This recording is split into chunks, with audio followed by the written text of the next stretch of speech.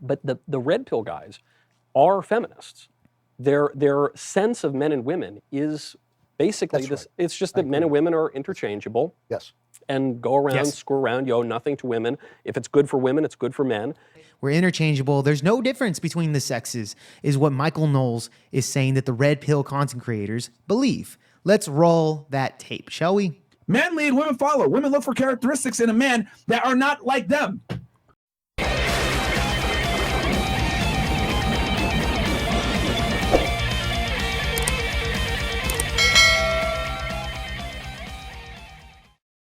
But there's a real move on parts of the right to oppose marriage now. It's run by the ostensible red pill crowd, which it's interesting how the meaning of red pill has evolved over the last 5 years to essentially now mean I would say anti-woman. They would say pro-man, but I think it's far beyond pro-man. I think it's decidedly anti-woman in many ways. And you see people who, I think some of them are bad actors who are peddling it, but then you also see people like Pearly Things who, I don't know Pearl. I don't know if she's a bad actor or not. I kind of get the sense that maybe she's just a naive person being kind of dragged along out of half desire to be famous and half probably hasn't read a book. And half of that I can relate to.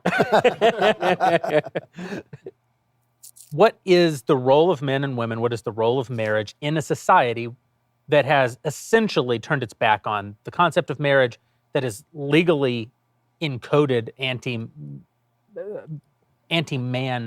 policies and then into our abolish legal code? The definition of marriage. I mean, abolish the definition. It's not anti-men. They've abolished difference.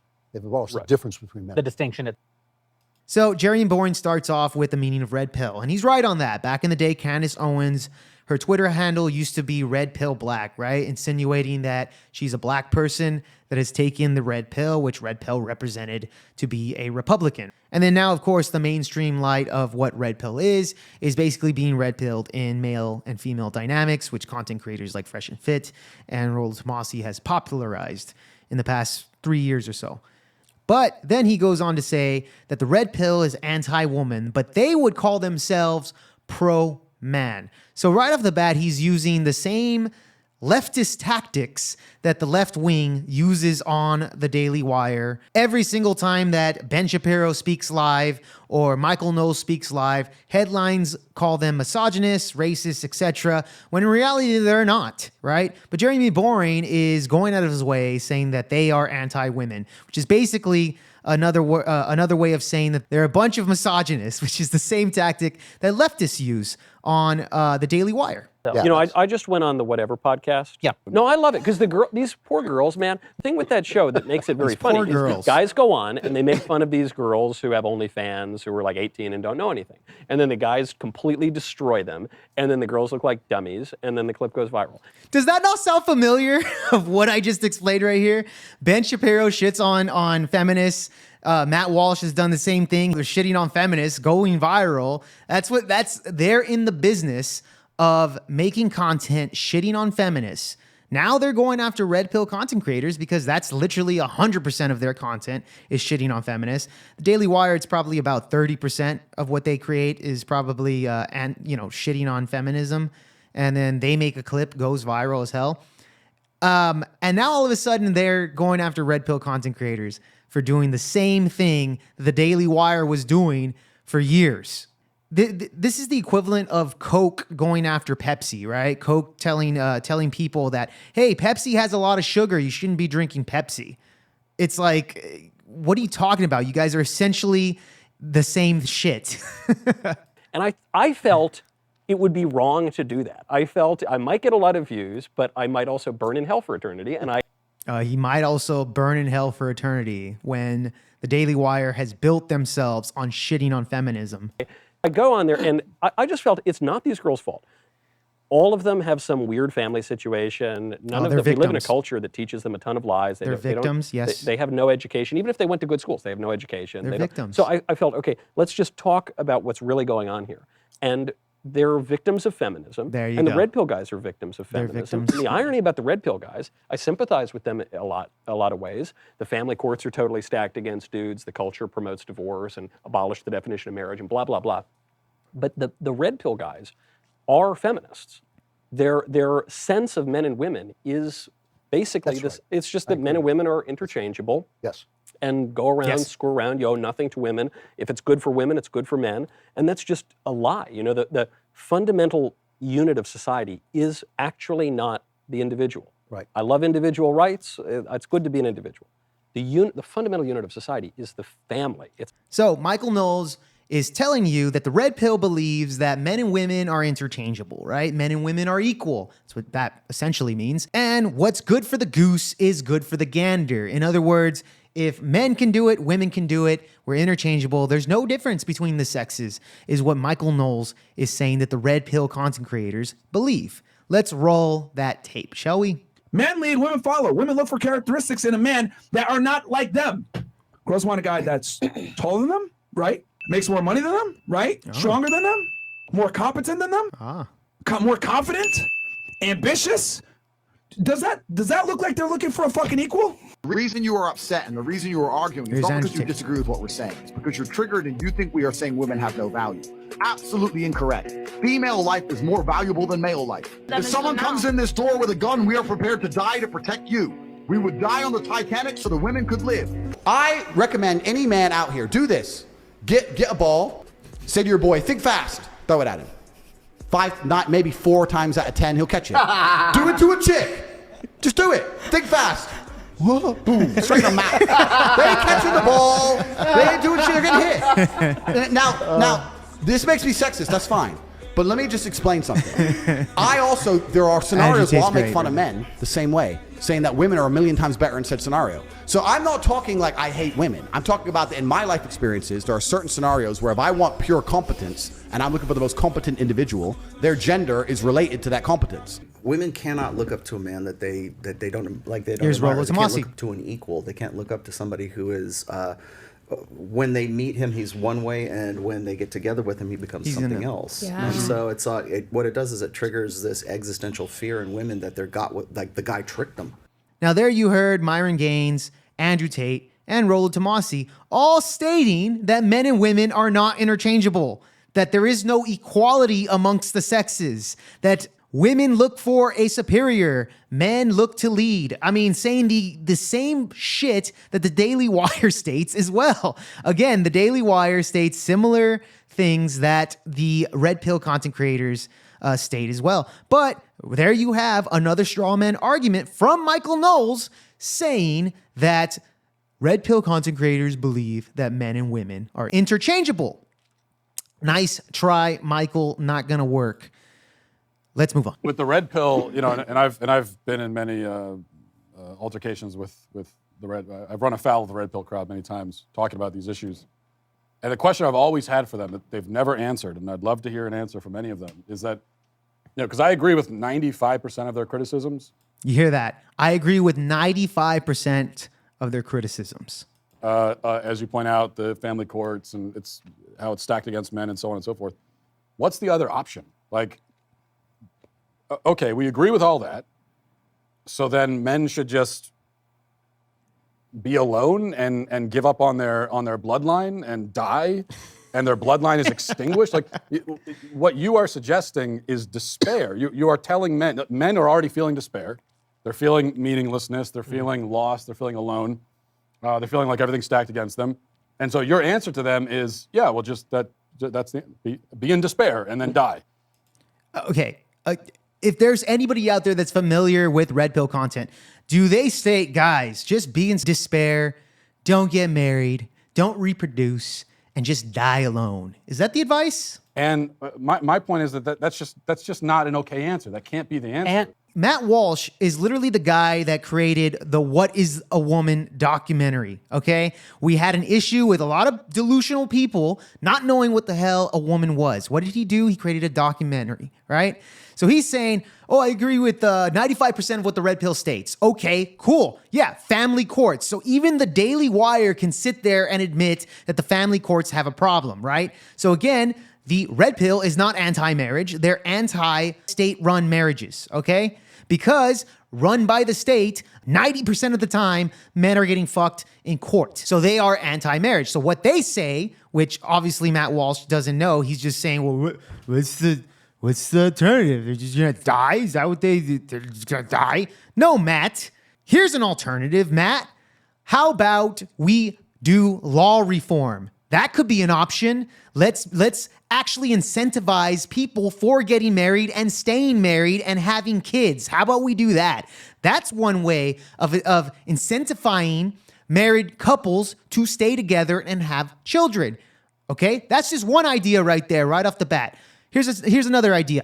Getting rid of no-fault divorce.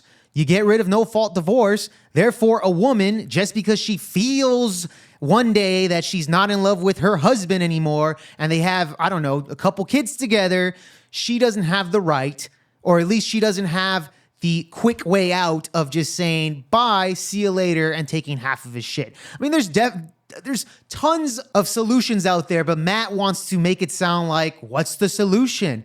Die and just not procreate and get married? Well, Matt, again, there's plenty of solutions. Not only that, again, he's the guy that created a documentary.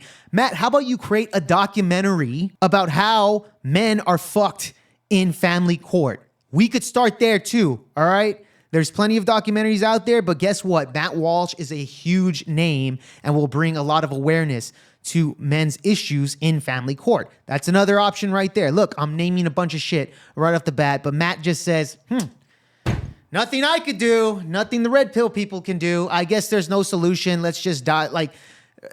Just roll over and die and that's it, right? Or just go into marriage blindly and get half your shit taken, and hopefully you don't off yourself on the way out of divorce court. I mean, come on, Matt. Acting like a fucking moron in that speech right there. Exactly. But this is what you were saying, is that's how it turns to the anti-woman. Yeah. Because it's not about the despair. The way that you find meaning is then by disparaging the people who have victimized you. Right? In any victim-victimizer sort of narrative, when there is no actual victim and victimizer, and it has to be sort of put together artificially, then the person who self-perceives as the victim is very likely to then strike out at the person who they perceive as the victimizer. And so for a lot of the red pill men who perceive the woman, the great woman, as the victimizer, the idea is that you lash out at women. Now, the red pillars, how they state that, they go after the women, the great women over here are the victimizers, and also Palestine are the victimizers to the Jews, which is why we need to eradicate Palestine altogether, right? Right, Ben? Yeah. Okay. You're the one to be talking how red pillars are victimizing themselves and believing that women are the victimizers. Therefore, we need to lash out at them, right? Is that where you're going? By having lots of sex with random girls and basically treating them like trash. There you go. And it's okay because they said that it's okay with them, but that doesn't. I've never understood the argument that it relieves you of responsibility for treating a woman well just because the woman has consented to be treated badly. Whatever, you Nikki Haley, neocon loving fucking Jew. But anyways, let's get back to his argument here. So he wants to state that the red pill men are being victimized by women. Thus, this is why they're lashing out and treating them like garbage. But then at the same time, these women consent to be treated like garbage. I mean, that's what, he's all over the place right here. And it's funny to me because Ben Shapiro has been accused of victimizing women in the past, and so has another red pillar that you might be familiar with in Andrew Tate. Now, what are the similarities where they were both victimized by the left? Check out, let's roll the tape. I think that, first of all, if somebody commits a sexual assault, the only person to blame is the person who commits the sexual assault, right? That right off the bat. Mm-hmm. Right? Victims are not to blame for their own sexual assault. If I walk through a high crime neighborhood waving $100 bills above my head and then I am robbed, then it is the fault of the person who robs me. It is not my fault. Mm-hmm. But I also made a bad decision to do that. Yes. Okay, so two things can be true at once. Mm-hmm. And it is not blaming the victim to say that it's a bad decision to walk through a high crime neighborhood at night waving your wallet over your head. Yeah. Nice. Right? It is also not a good idea to go to parties where drinking and drugs are commonplace with a bunch of guys who are pigs. Yes. And I also think that you shouldn't make decisions that heighten your own risk factor, that I'm somehow blaming the person who heightened the risk factor for the bad thing that happened to them. No, two things can always be true at once, and normally they are. People are amazing. So again, Ben Shapiro was accused of victim blaming and saying that it's a woman's fault for being raped on the street. And he puts it nicely right there, right? He's like, hey, you know what? People that do that type of crime, No, it's all their fault. But at the same time, women shouldn't be, going out to parties with a bunch of pigs and getting drunk. Then he also says, I'm not going to go through an alleyway waving around my wallet and not expect to get robbed. Now, Andrew Tate was literally accused of the exact same thing. I understand that rape is wrong. Unfortunately, human nature, some people don't care about doing wrong things. We should teach people not to steal, but they still steal. Would you agree that everyone says don't steal? The Bible says don't steal. The Quran says don't steal. Schools say don't steal. Everyone says don't steal. People still steal. So if I were to take $1 million in cash and walk down the street at night in the worst part of town holding it, to a degree, I would have some responsibility. When I got robbed, the police would come and say, why did you do that? People would say, Andrew, why did you do that?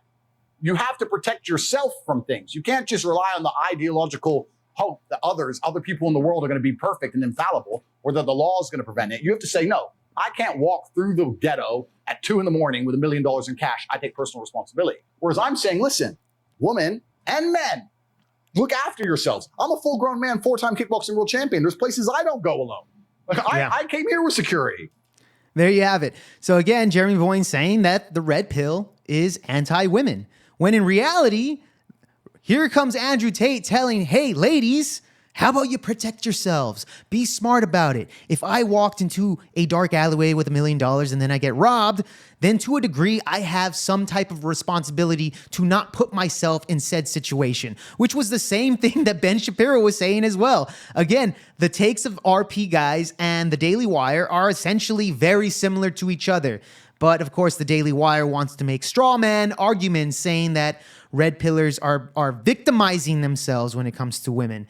It's completely not true. Another straw man from neocon loving Nikki Haley, Ben Shapiro. Okay, now we're going to get into the nitty gritty right here, man. Here comes Candace Owens, which if you guys don't remember, Candace did interview Andrew Tate about maybe 4 or 5 months ago.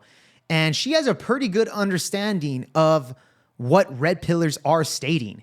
And she comes in with the heat after literally 30 minutes of these guys straw-manning arguments of red pillars that they didn't even state, saying that red pillars believe men and women are equal. Red pillars are the ones victimizing women. Red pillars are anti-marriage. Red pillars are anti-woman. Totally straw-manning every single thing.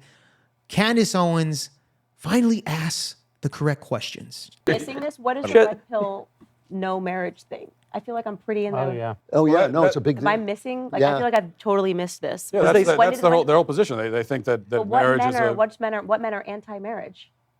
Well, yeah. There you go. What men? Name me some men, Matt. What men in the red pill are anti-marriage? That's the point. They shouldn't be. They shouldn't be. But it's... No, but he's right. So that's the point. They shouldn't be. Therefore, he is stating that the red pill are anti-marriage. Well, who are they, Matt? This is true. All the guys that pop up in our Twitter feed. But tell me, I'm actually missing this. Tell me. The guys that pop up in our Twitter feed. I didn't know the marriage thing. I'm very pro-marriage. Pearl made that argument. Yes. She made the argument men should not get married. Okay. Because the institution... But are men listening to that? Okay, listen to that. Oh, Pearl made that argument, actually. She literally said men shouldn't get married. Oh, she says men shouldn't get married. Okay. Funny thing is, a few days after this podcast, Andrew Klavan had Pearl on his show. And by the way, Pearl is literally the only one that they name by name. For whatever reason, I have a conspiracy theory on that, but that's for another video in itself. But let's play the tape here. If men are not supposed to get married, what is a man's life supposed to look like? I don't say they should or they shouldn't. Okay. I think every guy has to decide for himself. Okay. You guys' options are going to be different than a different guy's options. I'm not here to tell men what to do. But I think using a blanket statement, telling men to get married young without fully understanding women today and the laws is not the wisest. That's probably the smartest thing I've ever heard Pearl state. And she said, and I'm not going to lie, she says a lot of dumb shit on Twitter at times. She really does. She's not the pinnacle of what a woman should be, especially from what she teaches, right? Or what she preaches anyways.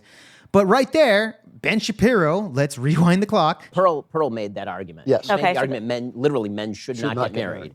There you go. Men literally should not get married. She made that argument.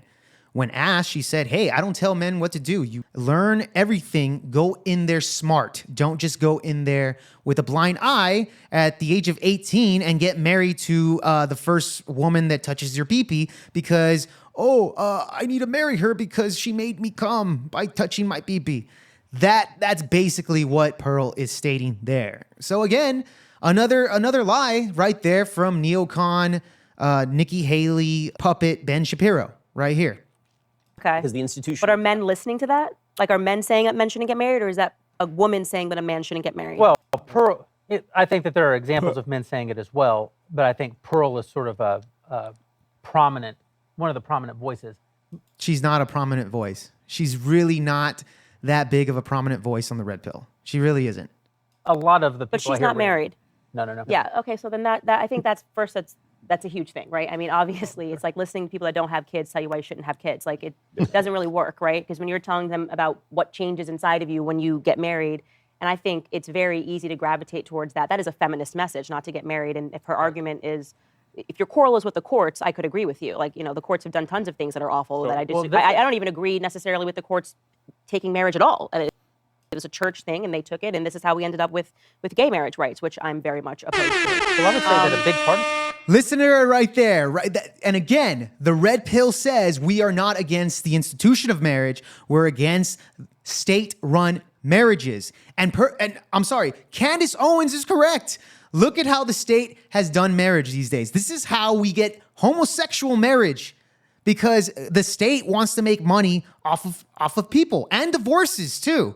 The state makes a lot of money off of people getting divorced than they do people getting married. This is why it costs like maybe $30. Go to Las Vegas, it costs you $30 to get married, but it's going to cost you around on an average of $8,000 to $10,000 to get divorced. Can you see the difference there of how easy it is to get married, but how expensive it is to divorce? The red pill states, just go in there with your eyes wide open, not your eyes wide shut. And the Daily Wire guys want to make the argument that, no, they're anti-marriage. Let's roll the tape again. I don't want to get married again. I wouldn't under these circumstances, at least in the institution. I'm not against marriage. I'm against the way we do it right now. I'm not saying that men and women shouldn't be together. I'm not saying that men and women shouldn't have relationships. I think they did. I think they're better together than we are apart. I think we're natural complements. I'm just saying that the way we are putting it together and institutionalizing it is an all downside risk for men right now. That's what I'm saying. I've been accused of this all the time. Oh, yeah, Rolo's just married because it's cheaper to keep her. No, I enjoy my wife. Thank you. I'm in love with her. I have sex with her. It's awesome. That's another thing. Red pill guys are against marriage. Rollo Tomasi is literally married, and he's been married for like over 25 years or something. I wish you could have it too. But I would not in this day and age say, let's all get married. It's so great. I'm not Matt Walsh. I'm not going to be like, well, a little lady. How did I get so lucky? It's your long-term game. Meaning, do you guys have any plans of one day getting married, having a family, having kids? It's like a contract that says, hey, you know what? At any point in time, the woman says, I don't feel like it anymore. She can just leave, take half your stuff. So we just say, hey, you know what? If you're going to do it, probably do it without the state, maybe in church or outside the U.S. Because the laws are not made for men to actually win. How about yourself? Yeah, so my take on it is we believe in nuclear families and the institution of marriage. Like, we think it's a fantastic institution. And to be honest with you, to raise children in the best light, you need nuclear families. That is the backbone of any strong nation. That's how the United States was built. That is how superpowers were built, was on the backs of nuclear families, right? We know that statistically speaking, two-parent household is superior for child rearing, right?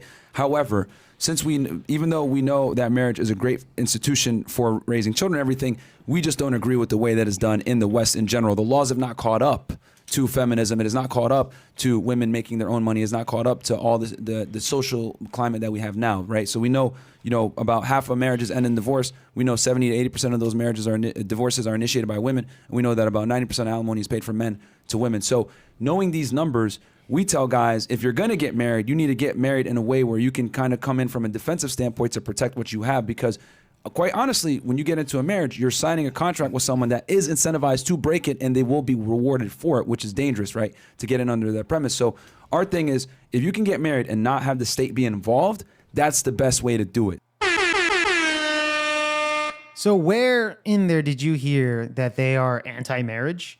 that they're telling men to just end your genetic line and die alone. Where have you seen that these prominent red pill creators are telling men to do this? Again, I truly believe it is the Daily Wire telling people that, hey, they realize that the red pill content creators do the shitting on feminist content way better than they do.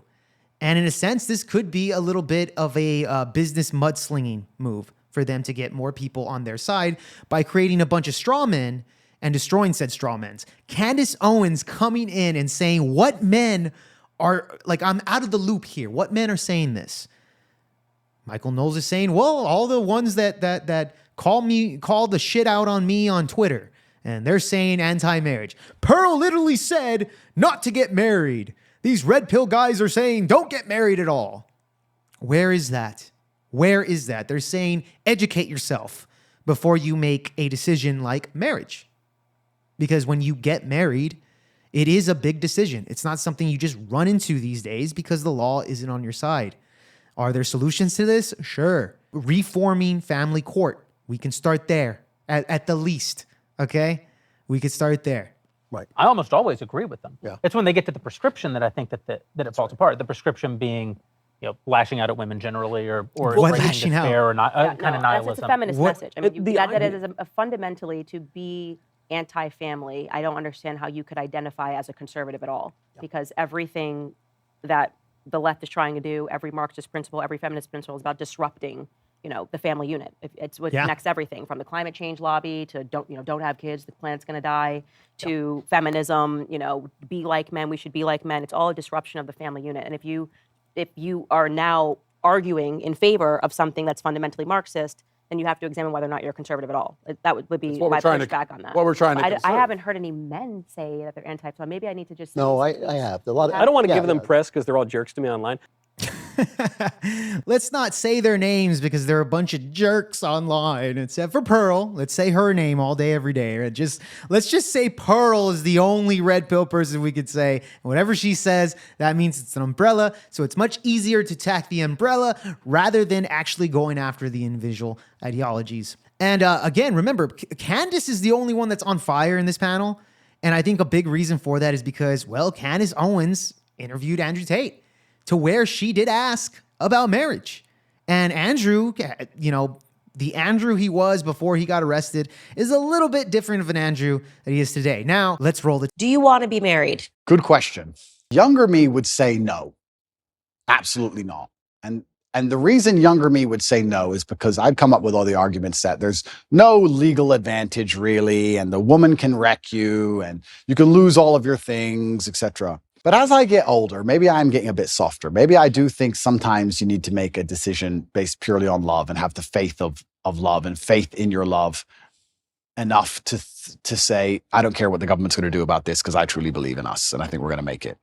So would I get married? Perhaps some point, yes, in the future I might get married. Yeah. Yeah, so there you go. Obviously, Andrew Tate, in that interview, said, hey, maybe one day I'll get married, and just say, hey, hopefully this love pulls us forward. Hey, at the end of the day, where are these men that are saying that they're anti-marriage? Where are these men that are saying, never get married, I hate it, this and that? Perhaps Andrew at one point did say, yeah, I'm not going to get married. Why would I? And he had some good reasons for it. Didn't want the government involved. In his eyes, he could still run a family, and obviously he has children with multiple women, and he has a family already. Is he married to any of them? No, of course he's not. But at the end of the day, he's still protecting, he's still providing. He doesn't need a piece of paper to tell him what his duties are. That's his main point. But at this point, hey man, if he gets married, it's all good. Nobody's against him on that. So for sure, Candace Owens asking all the right questions. It's kind of like Game of Thrones, right? You have everybody fighting amongst each other when in reality we have these White Walkers, wokeism, BLM, Marxist, Antifa coming to take over our country. And the Daily Wire wants to bicker with the red pill. When in reality, we should be united and go against the bigger threat of the White Walkers, which is wokeism, because they're already going after our kids. we need to stand tall and actually together rather than bickering and fighting amongst each other. And like I said, they have very similar takes. They always come to more or less the same conclusion. Guys, I went on a date this week and I felt the feminism leaving my body. He was gonna go to the bathroom, so I was getting prepared to pay for our drinks because he's been paying all night. Of course I'm gonna pay for the next round, but as he's going to leave for the bathroom, he turns to me and he hands me his credit card. It's hard not to notice that right now she only appears to be excited about the fact that the guy paid for everything. Yes, she's discovered a strange new respect for a guy's guy, as she calls him. But at this point, all of that respect is based around the fact that she didn't have to pay for her own food or drinks. She says at the beginning of the video that usually there's a negotiation about who pays, and she says, that's great. I like to pay for people. That's obviously nonsense. She doesn't like to pay. True. Not on behalf of a man, anyway. No woman does. Okay, I mean, it's one thing if it's like a gift, if it's a present, if you take him out for his birthday, but generally speaking, women don't like paying for a man as a...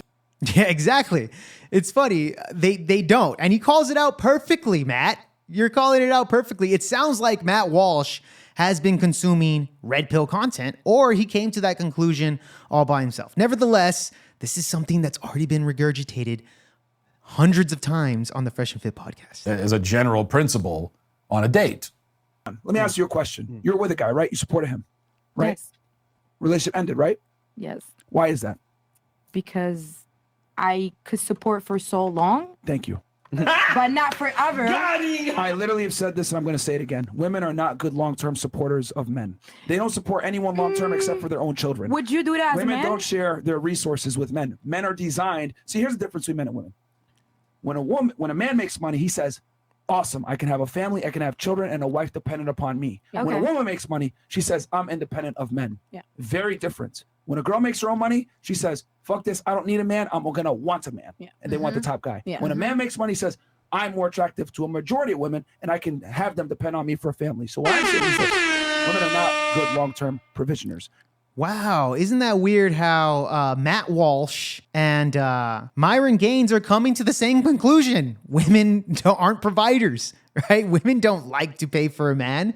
They react to the same shit, guys. And then they come to the same fucking conclusion, all right? And again, who does it better? Let's be honest, it's the red pill. I mean, they have conquered the space in basically, I guess if you want to call it shitting on feminism space that we have here on the internet. And they've conquered it and they do it better. And the Daily Wire perhaps is just saying the red pill dudes are anti-marriage. Don't listen to them. Or whatever ridiculous straw men that they stated on this podcast here. And thank the Lord in heaven for Candace Owens by asking all the right questions and putting these men backed up in a corner, you know? So there you have it, man. The Daily Wire waging war on the red pill and losing that war. This is me debunking the Daily Wire. I'm your host, Jake Varr. This has been Project Veopod. Please like, subscribe, and comment down below all your thoughts. And of course, guys, Trump 2024. Don't be like Ben Shapiro, whose spirit animal is Nikki Haley and he loves neocons. Don't be like Ben Shapiro or the Daily Wire. Be America first. Trump 2024. Catch you guys in the next one. Peace.